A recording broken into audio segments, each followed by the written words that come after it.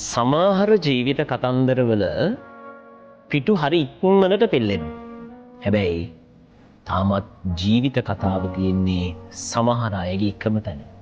දාලා ගිය මිනිස්සු, නැති වෙච්ච දේවල්, ආස වෙච්ච දේවල්, දුක හිතෙච්ච තැන් ටික එකම පිටුවක ලියාගෙන ඒ පිටුව දිහාම ජීවිත කාලෙම බලන් ඉන්නවා. ජීවිත කතාව වෙනස් වෙනකම්.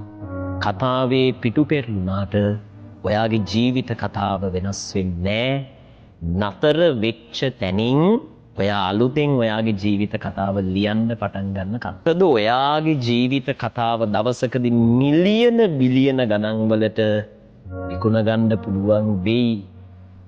ඔයා ඔය බලන් ඉන්නේ ඉරලා විසික් කරන්න ඕනි පිටු දිහා.